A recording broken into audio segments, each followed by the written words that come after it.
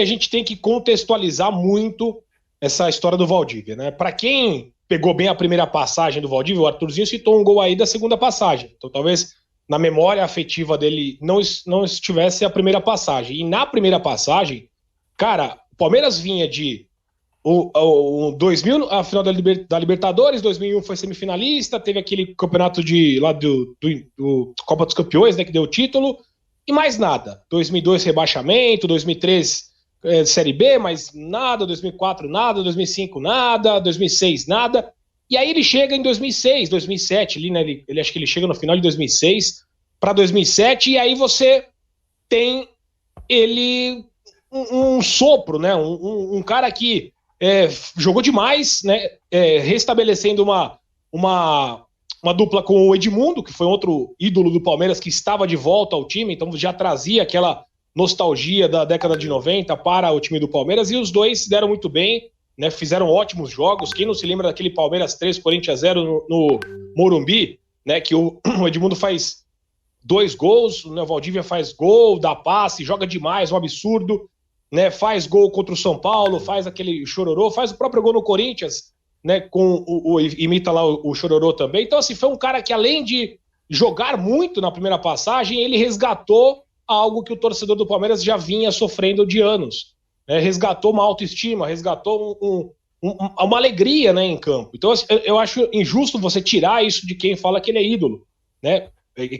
Pode reparar que os que falam que ele é ídolo acompanharam bem essa primeira passagem e sabem do que eu tô falando agora. Eles sentem como é que era aquele momento de zoação de rival, de um monte de problema que o Palmeiras tinha.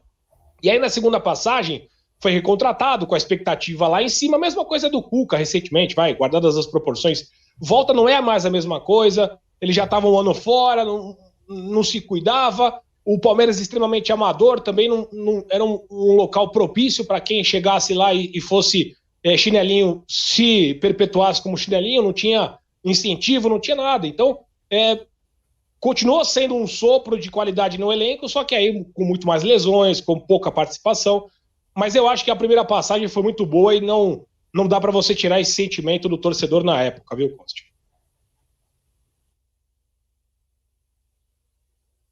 Mutado. Opa. Eu concordo com você, Lele. O Valdívia ele teve esse aspecto, sim, de resgatar em um momento terrível da nossa história. Ganha títulos, ganha um título paulista, que foi muito legal aquele título paulista. O time estava jogando bem, tinha o Alex Mineiro, que para mim, junto com o Barcos aí, de 2000 a 2015, foram os 2 melhores homens de áreas que o Palmeiras teve, e a gente não dá muito valor para o Alex Mineiro. Foi um time que encaixou um time com o Luxemburgo, foi o The Last Dance do Denilson, por exemplo, que jogou bola. Foi um campeonato bacana de ganhar do jeito que ganhou, com goleada no final e tirando o São Paulo na semifinal. E o Valdívia também tinha esse aspecto de tirar sarro, né? De ser meio que um torcedor dentro de campo e fora também. Ele nunca escondeu o carinho, o amor pelo Palmeiras, mesmo jogando fora. E depois que ele já não tinha mais esperanças de voltar para o Palmeiras como comentarista em Copa do Mundo, por exemplo, e nas redes sociais, ele sempre demonstrou o carinho. Pena que pesa para o Valdívia é que esse carinho ele não refletiu em cuidado para jogar mais pelo Palmeiras, principalmente na segunda passagem, né? Então foi aquele negócio de vagabundo, teve a infeliz passagem da Disney, que isso queimou demais. Para mim, isso queimou.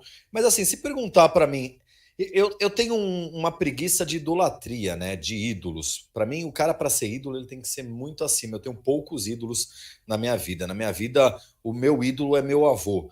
E assim, artistas, jogadores, tem os que eu gosto muito, que a gente pode considerar como ídolo. O Valdívia é um cara que eu coloco como ídolo da história do Palmeiras, sim. Por tudo isso que já foi falado. E, por exemplo, o Valdívia, ele marca a minha vida. A história de eu gritar o nome dos jogadores, de eu falar o nome dos jogadores, como eu fiz e virou um marco quando eu trabalhei na Sociedade Esportiva Palmeiras, muito se deve a Valdívia. Porque no jogo em que eu comecei, em que eu fiz a minha primeira locução no Allianz Parque, existia, para variar, a dúvida se o Valdívia iria jogar ou não. O Valdívia vinha de uma contusão bem séria e ele tomou infiltração para fazer aquele jogo, que era o jogo contra o Atlético Paranaense, em que o Palmeiras poderia cair pela terceira vez, eu sempre digo isso, se o Palmeiras cai ali pela terceira vez, a gente não estaríamos onde estamos hoje, até porque teria que ser feita uma reconstrução e sabe-se lá como seria essa reconstrução. Já era, esquece. Eu temo pelo que aconteceria, cara. Temo demais. Não, estaríamos aí feito o Vasco da Gama, feito um Botafogo, talvez fôssemos a primeira SAF do futebol brasileiro, porque somos maiores do que o Botafogo e talvez o gringo viesse babando pelo Palmeiras, mas eu não sei também, e nem quero pensar nisso. A gente tem que trabalhar com os fatos, com os ocorridos. E aí, naquela esperança do Valdívia joga ou não, só soubemos em cima da hora. E aí veio a escalação e eu vinha dizendo o nome de todo mundo, e aí eu fiz um textinho na hora do dele, deixei por último e falei para alegria de todos nós e não sei o que lá. Número 10, Val. E aí foi quando eu puxei a primeira vez o nome de um jogador. E a torcida veio. E aí não tem como você falar que o cara não era ídolo, porque ali até o cara que mais odiava o Valdívia, o cara que sempre chamou ele de vagabundo, quando você soube que ele jogaria, foi um alívio. Porque ele tinha muito futebol. Ele era um cara diferenciado. Aliás, o jogo dele, o estilo de futebol do Valdívia, eu nunca vi em nenhum jogador. Ele tinha um estilo próprio. Aquele giro que ele dava de eixo, a escondia visão, a bola, né? Escondia a bola, aquelas bolas que ele colocava por trás da zaga, que eu acho das assistências mais bonitas que tem no futebol, é essa enfiada por trás, né, da zaga, pegando o zagueiro não sabe para onde vai e o atacante chega no tempo certo para fazer tem o gol. Tem um gol, Coste. Depois, dá até pra gente procurar aqui, vou até pedir pro Zanon, eu não sei se é o mesmo que você ia falar, do Flamengo no antigo palestra. Exato, é perfeito. E ele aponta, né? Ele aponta pro Sandro Silva, ele fala, é ali, ó, é ali.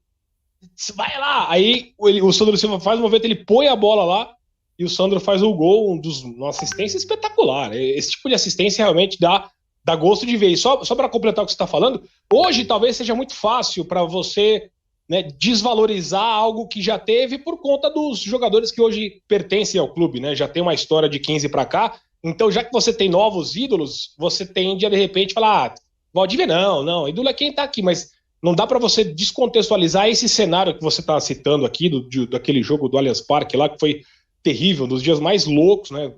Então, e esse sentimento, eu acho que não tem como você tirar de quem viveu a época, a exata situação e a necessidade de se ter um jogador dessa qualidade, né? Então, realmente, eu concordo com você, eu acho que ele tá nessa prateleira sim.